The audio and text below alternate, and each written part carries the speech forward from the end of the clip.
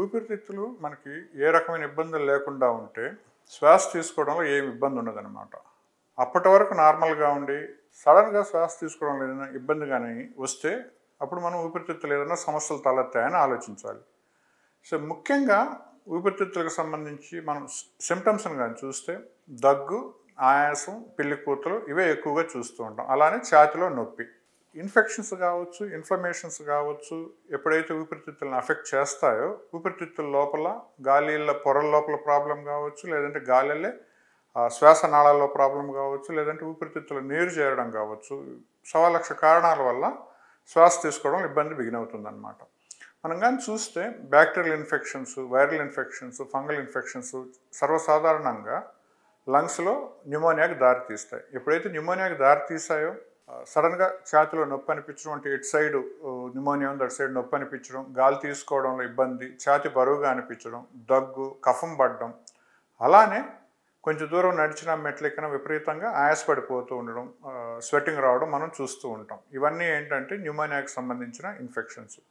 At the same time ఊపిరితిత్తుల పైన ఏదైతే ప్లోరా అనే పొర ఉంటుందో ఆ రెండింటికి మధ్య చిన్న ప్రదేశం ఉంటుంది, దాన్ని మనం ప్లోరల్ క్యావిటీ అంటాం. ఆ ప్లోరల్ క్యావిటీ లోపల నీరు చేరినప్పుడు ఇన్ఫెక్షన్ వల్ల కానీ ఇన్ఫ్లమేషన్ వల్ల కానివ్వండి శ్వాస తీసుకోవడం ఇబ్బంది వస్తూ ఉంటుంది. సో అదేంటంటే ఊపిరితిత్తులకి డ్యామేజ్కి దారి తీస్తే కూడా ఇలా జరుగుతుంది అనమాట. అట్ ది సేమ్ టైం ఈ ఊపిరితిత్తులకి ఇలా స్పాంజ్ లాగా లేదంటే బెలూన్ లాగా స్మూత్గా ఉంటాయో అవి రప్చర్ అయినప్పుడు మనం తీసుకొని వదిలే గాలి వన్ వే అనమాట, ఒకసారి లోపలికి వెళ్ళి వెనక్కి రావాలి. అలా కాకుండా లంగ్ రప్చర్ అయినప్పుడు ఆ ప్లూరల్ క్యావిటీలోకి వెళ్ళేసి న్యూమోథరాక్స్గా ఫామ్ అయినప్పుడు కూడా శ్వాస తీసుకోవడం ఇబ్బందిని మనం గమనిస్తూ ఉంటాం. సో అలానే ఆస్తమా, సిఓపిడి వ్యాధులతో బాధపడే వాళ్ళల్లో కొంచెం దూరం నడిచిన, వంగినా, లేచిన, గట్టిగా అరిచిన, మెట్లు ఎక్కిన విపరీతంగా ఆయాసానికి గురవుతూ ఉంటారు.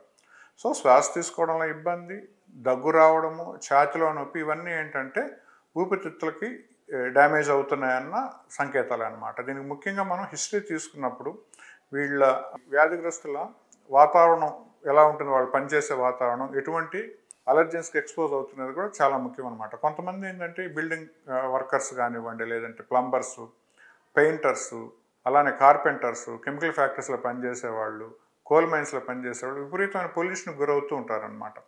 స్లోగా ఓవర్ పీరియడ్ ఆఫ్ టైం వీళ్ళ ఊపిరితిత్తులు డ్యామేజ్ అయిపోయి సో నిదానంగా వీళ్ళకి సిమ్టమ్స్ రావడం బిగిన్ అవుతాయి. మనం ఇంతకుముందు చెప్పినట్టుగా తుమ్ములు రావడం, జలుబు చేయడం, ముక్కు కారడం, గొంతులో నస, దగ్గు, ఆయాసం, పిల్లి కూతులు, ఇలా వీళ్ళకి సిమ్టమ్స్ అన్నీ పెరుగుతూ ఉంటాయి.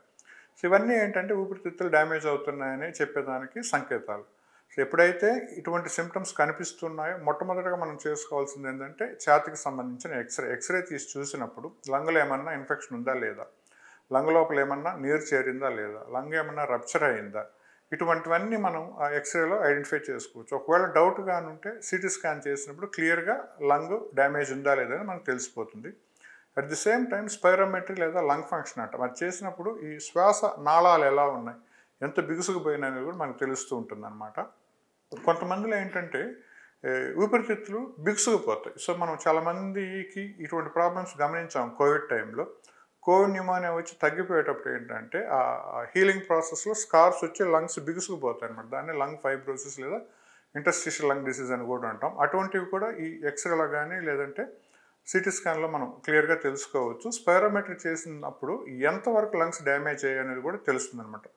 కొన్ని ఏంటంటే రివర్సిబుల్ కండిషన్స్ ఉంటాయి, బట్ చాలా వరకు ఏంటంటే డ్యామేజ్ అనేది ఇర్రివర్సిబుల్ ప్రోగ్రెసివ్ డిసీజ్ ఉంటుంది అనమాట. దాన్ని ఏదైతే ట్రిగ్గర్స్ ఉంటాయి, ముఖ్యంగా సిఓపిడి వాళ్ళల్లో స్మోకింగ్ వల్ల, పొల్యూషన్ వల్ల ఈ బ్రాంకైటిస్ డెవలప్ అవుతుంది.